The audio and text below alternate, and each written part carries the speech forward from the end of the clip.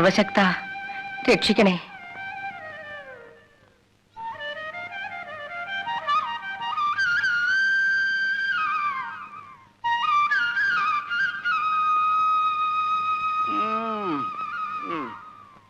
ഈശ്വര, എങ്കിലും എന്റെ ഈശ്വര, നിന്റെ തലയിലെഴുത്ത് ഇങ്ങനെ ആയിപ്പോയല്ലോ. കുറ്റം ചെയ്തവരെയും രക്ഷിക്കണം, അവരെ പിടിക്കാൻ നടക്കുന്ന ഞങ്ങളെയും നീ രക്ഷിക്കണം. നിന്റെ ഒരു ഗതികേട്. കുഞ്ഞുങ്ങൾക്ക് വീസ് കൊടുക്കുന്ന ദിവസം ഇന്ന മറക്കരുതേ. ആരാ അവള്? അറിയത്തില്ലേ? ചെന്തങ്ങുമുക്കിലെ ക്ലിയോപാട്ര, മാധവി എന്നാ പേര്. ഉഗ്രം ബിസിനസ്.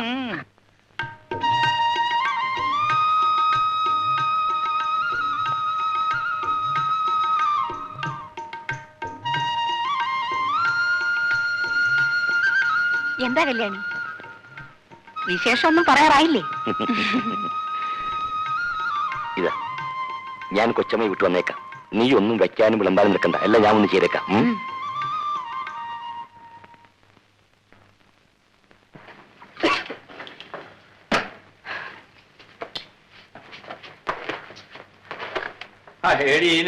ശാലകളുള്ളൂ.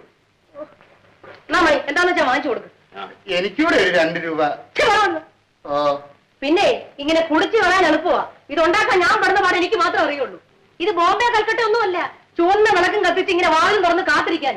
ഈ കണക്കിന് പോയാൽ നിങ്ങളുടെ ചേട്ടച്ചാ ചെയ്ത പോലെ ഞാൻ നിങ്ങളെ ഒന്ന് അടിച്ചാക്കും.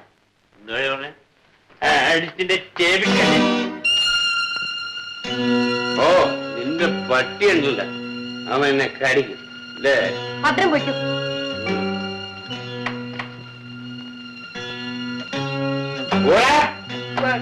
അയ്യോ, ഓരമഞ്ഞേ, എന്താ ഇത്? പല്ലിനൊന്നിന് സുഖമില്ലാതെ കിടപ്പില്ല. അവിടെ വരെ ഒന്ന് വരണം. ഞാൻ ഡോക്ടറാണ്. എന്നാലും അങ്ങനെ പറയരുത്, കൂടപ്പറപ്പല്ലേ. നീ പറഞ്ഞാ മതിടാ. അതെടാ, നിന്റെ വല്യങ്ങനെ തോന്നിയില്ലല്ലോ. കുടിയൻ, പെണ്ണ് പിടിയൻ, ധൂർത്തൻ എന്നൊക്കെ പറഞ്ഞും പറഞ്ഞിട്ട് എന്നെ പിടിച്ച് പോലീസിലേപ്പിച്ചില്ലേ? എടാ, 6 മാസമാണ് ഞാൻ ജയിലിൽ കിടന്നത്. ഒരു പട്ടി എന്നെ അന്വേഷിച്ചില്ല. ചാകുന്നതൊക്കെ ഇപ്പൊ ചാകട്ടാ പാമ്പറ. കുഞ്ഞിനെ ഞാനിത് അറിയിച്ചില്ലെന്ന് വേണ്ട. ഇനി കുഞ്ഞിന്റെ ഇഷ്ടം, ഞാൻ പോകുന്നു.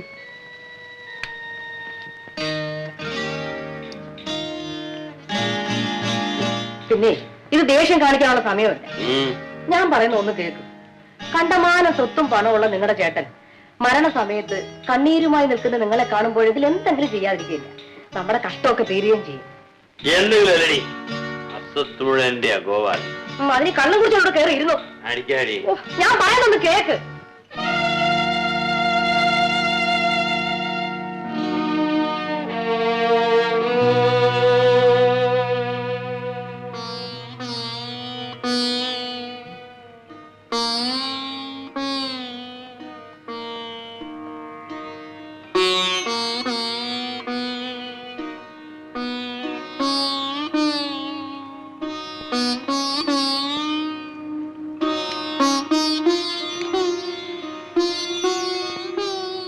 അവസാന നിമിഷം വരെ അദ്ദേഹം അന്വേഷിച്ചത് നിന്നെയായിരുന്നു. അദ്ദേഹത്തിന്റെ മുഖത്ത് നോക്കാനുള്ള ധൈര്യം പോലും എനിക്കില്ലായിരുന്നു. എപ്പോഴെങ്കിലും വന്നല്ലോ. ഞാൻ ഇന്നൊരു പുതിയ മനുഷ്യനാണ്. അദ്ദേഹത്തിന്റെ ഓർമ്മകളുമായി മാനം മര്യാദയായി എവിടെയെങ്കിലും ജീവിക്കണമെന്ന് എനിക്ക് ആഗ്രഹമുള്ളൂ. പക്ഷേ ഈ നിലയിൽ ചേട്ടത്തിയമ്മയും ബാബുമോനെ ഉപേക്ഷിച്ചിട്ട് പോയാൽ ചേട്ടന്റെ ആത്മാവിന് നിത്യശാന്തി കിട്ടുമോ ചേച്ചി? ഇട്ടും പൊട്ടും തിരിയാത്തൊരു കുഞ്ഞാണ് ബാബു. അവനെ മാത്രം കാത്തു സൂക്ഷിച്ചാൽ പോരാത്ത അവസ്ഥയിലാണ് ഞാനിപ്പോ.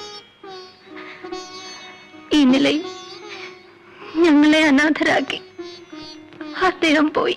അനാഥരോ? ഞാൻ ജീവനോടിരിക്കുമ്പോഴോ? എന്റെ ചേട്ടൻ കഷ്ടപ്പെട്ടുണ്ടാക്കിയ ഈ അളവറ്റ സ്വത്തും നിങ്ങളെ സംരക്ഷിക്കാൻ എനിക്ക് സാധിച്ചില്ലെങ്കിൽ ഈശ്വരൻ എനിക്ക് മാപ്പ് തരുമോ ചേട്ടത്തിയമ്മേ? പക്ഷേ ജയിലിൽ നിന്നും രോഗിയായി പുറത്തു വന്ന് എന്നെ ശുശ്രൂഷിക്കുന്നതിനോ ഒരു നേരത്തെ ആഹാരം തരുന്നതിനോ മാധവി മാത്രമേ ഉണ്ടായിരുന്നുള്ളൂ. അവൾ ആരുമായിക്കൊള്ളട്ടെ, എനിക്ക് അവളെ ഉപേക്ഷിക്കാനൊക്കെ ചേട്ടത്തിയമ്മേ. ആരെ ഉപേക്ഷിക്കണമെന്ന് ഞാൻ പറയുന്നില്ല. ചെത്തി വിഷമിക്കണ്ട, ഞാൻ ഉടനെ പോയി അവളെ വിളിച്ചോണ്ട് വരാം. ഒന്നുകൊണ്ടും പേടിക്കണ്ട.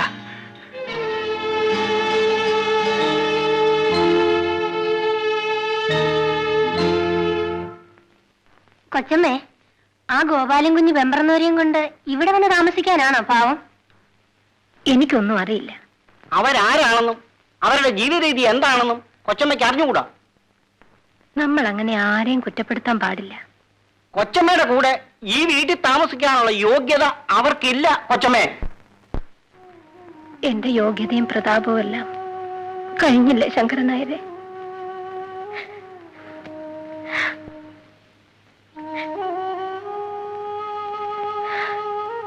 വാമോനെ, നമുക്ക് പോവാം.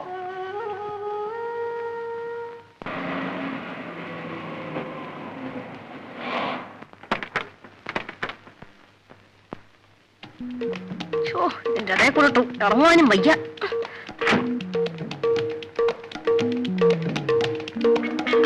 നമസ്കാരം കൊച്ചമ്മേ. അയ്യോ മാധവി, ഇതിവിടുത്തെ വേലക്കാരത്തിയാ. അവിടെ മോണ്ട കണ്ടപ്പോഴേ എനിക്ക് തോന്നി. പോയി പുറത്ത്. നിങ്ങളല്ലേ പറഞ്ഞത് ചേട്ടത്തിയമ്മ കണ്ട ഉടനെ തൊഴണമെന്ന്? ഇനി എന്നെ കൊണ്ട് വയ്യ, നിങ്ങൾ തൊഴുതു. എടുക്ക.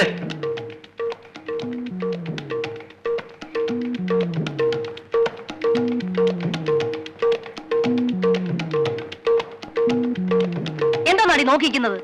ഓ, എ ക്ലാസ് ലേഡീസിനെ കണ്ടിട്ടില്ലായിരിക്കും. ഇതെല്ലാം മുഷിഞ്ഞതാ, വേഗം അലക്കി കിട്ടണം. എന്താ പറഞ്ഞത്? മാധവി, ഇതാ എന്റെ എടുത്തി. സാരമില്ല. എന്താ പേര്? മാധവിക്കുട്ടി. അയ്യോടാ, ചെന്തങ്ങുമുക്കിൽ മാധവിക്കുട്ടി എന്ന് കേട്ടിട്ടില്ലയോ? അതായത് റെഡ് കോക്കനട്ട് ജംഗ്ഷൻ എന്നും പറയാം. മാധവിക്കുട്ടിയുടെ പേരങ്ങോട്ട് പറഞ്ഞാ മതി, അടി കിട്ടുമായിരിക്കും. അത്രയ്ക്ക് പേരും പ്രശസ്തിയുമാണ്. അറിയാത്ത ഒരു പട്ടി പോലും കാണുകയില്ല. അത് ശരി. അല്ല, എല്ലാവരും അറിയുമെന്ന് അർത്ഥം. ശങ്കരൻ നായരെ, ഇതൊക്കെ എടുത്തകത്ത് കൊണ്ടുപോയിക്ക്.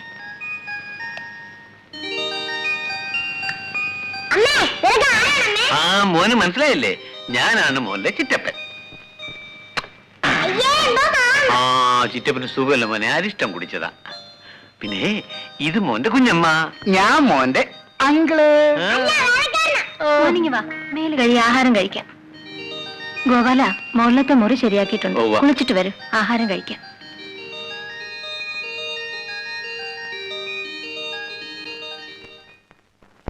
മാധവി കണ്ടോ, ഇത്ര മനോഹരമായിരിക്കും നമ്മുടെ തോപ്പെന്ന്.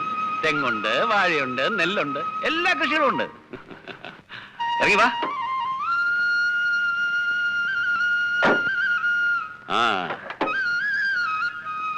ആ പിന്നെ ദേ നോക്കി, ആ തെക്കേ അറ്റത്ത് കാണുന്ന വാഴത്തോപ്പില്ലേ, അവിടെ മുതൽ ഈ വടക്കേ അറ്റത്ത് കാണുന്ന തെങ്ങുംതോപ്പുണ്ടല്ലോ, അതുവരെ നമ്മുടെ സ്ഥലമാ.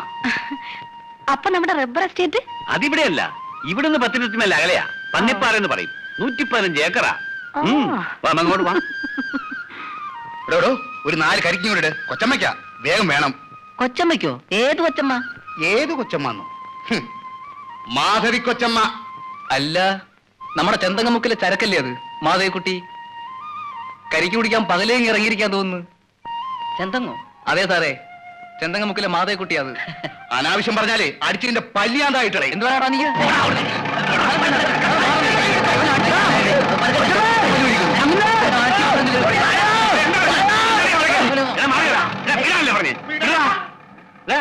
എന്താടാ കൊച്ചമ്മയ്ക്ക് വേണ്ടി കരിക്കിടാൻ പറഞ്ഞപ്പോഴേ ഇവന്മാർ അനാവശ്യം പറയുന്ന അങ്ങനെ. പിന്നെ ഇതെന്താ അന്നയുടെ വകയല്ലേ?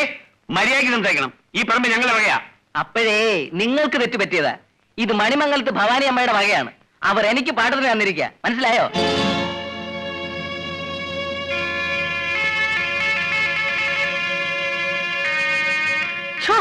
ഇതിപ്പോ ഒരു നാണക്കേട് വരാനുണ്ടോ? ഭവാനിയമ്മയുടെ മറ്റവരായിട്ട് നടന്നു. എന്നിട്ട് പറച്ചില്ലോ സത്തമുഴുവൻ എന്റെ നാടി പോലും. നിങ്ങളെ കൊണ്ടൊരു കരിക്കടിക്കാൻ പറ്റിയോ? ഒരു മുതലാളി. ഇപ്പൊ മനസ്സിലായല്ലോ നിങ്ങൾ ഇവിടെ ആരും അല്ലെന്ന്. അയ്യോ കൊച്ചമ്മ, കൊച്ചമ്മ എന്നോട് കൊണ്ടു. അപ്പൊ ഒന്ന് നിന്നങ്ങനെ എടാ, നിന്നെ അങ്ങ് തൊടുപുഴ കണ്ടോളാടാ.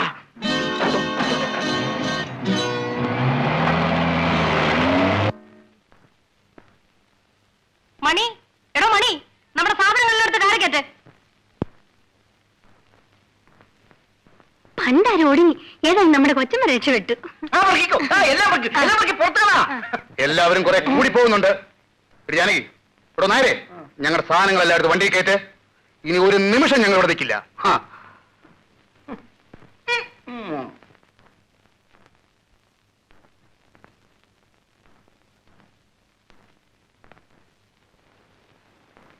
എന്താ ഗോപാല, എന്തുണ്ടായി? എന്തുണ്ടായെന്നോ? ചേട്ടൻ ജീവിച്ചിരുന്ന കാലത്ത് അങ്ങേർക്ക് മാനക്കൾ ഉണ്ടാകണ്ട എന്ന് വിചാരിച്ചാ ഞാൻ മാറി താമസിച്ചത്. പിന്നെ ഈ വസ്തുക്കളൊക്കെ ഒന്ന് നോക്കുക അന്വേഷിക്കാൻ ചെയ്യാൻ വേണ്ടി ചേർത്തിയമ്മയുടെ ആവശ്യപ്രകാരമല്ലേ ഞാൻ വീണ്ടും ഇവിടെ വന്ന് താമസിച്ചത്. അതിനിപ്പോ എന്ത് സംഭവിച്ചു? എന്ത് സംഭവിച്ചെന്നു? നമ്മുടെ നിലം പാട്ടത്തിന് എടുത്തിട്ടില്ലേ ഒരുത്തൻ? ആരാ? ഗോവിന്ദനോ ഗോപാലനോ? എനിക്കറിയാൻ പറ്റില്ല. ഞാൻ നിലത്തോട്ട് കാലെടുത്ത് വെച്ചില്ല. അവൻ എന്തെല്ലാം പറയുന്നറിയോ? മാധവി ഞാനും ആരാണെന്ന് അറിയാതെ പോലും ഞങ്ങളെ അങ്ങേയൊക്കെ ആക്ഷേപിച്ചു. ഗോപാലൻ വിഷമിക്കണ്ട, ഞാൻ അയാളെ എങ്ങോട്ട് വിളിപ്പിക്കാം. വേണ്ട, അയാൾ പറഞ്ഞത് ശരിയല്ലേ. എനിക്കിവിടെ എന്ത് അധികാരം ഉള്ളത്? ഇതെല്ലാം ചേട്ടന്റെ വകയല്ലേ. ഇതിന്റെ നടത്തിപ്പുകാരനായിട്ട് പോലും എന്നെ കാണാൻ ജനങ്ങൾ കഴിയുന്നില്ല. അതും പോട്ടെ, നമുക്ക് ആവശ്യമുള്ള എന്തെങ്കിലും ഉത്തരവാദിത്വപരമായിട്ട് ചെയ്യാൻ സാധിക്കുന്നു? അതുമില്ല. നിലത്തിലൊരു പമ്പ് സെറ്റ് വെക്കാനോ ബ്ലോക്കിൽ പോയി വിത്തും വെള്ളം മേടിക്കാനോ എനിക്ക് വല്ല അധികാരമുണ്ടോ? ചേർത്തിയമ്മയ്ക്ക് ഇതിൽ ഇറങ്ങി പോകാൻ സാധിക്കുമോ? അതിന് വഴിയുണ്ടാക്കാം. ശങ്കരൻ നായരെ, എന്തോ ആ വക്കീൽ സാറിനോടൊന്ന് ഇങ്ങോട്ട് വരാൻ പറയും.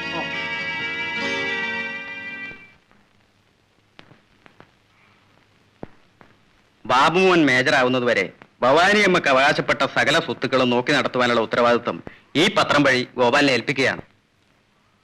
ഗോപാലിനെ ഒരു വലിയ ചുമതലയാണ് ചേട്ടത്തിയമ്മ ഏൽപ്പിച്ചിരിക്കുന്നത്. വക്കീൽ സാർ പേടിക്കണ്ട. ഗോപാലൻ ആരാണെന്നുള്ള കാര്യം ഇനി ചേട്ടത്തിയമ്മ മനസ്സിലായിക്കോളും. തൊലഞ്ഞു, എല്ലാം തൊലഞ്ഞു, നശിച്ച് നാരായണക്കല്ല് പിടിച്ചു. എന്താണ് പറഞ്ഞേ? പോയ ഗ്രഹണം തിരിച്ചു വന്നു.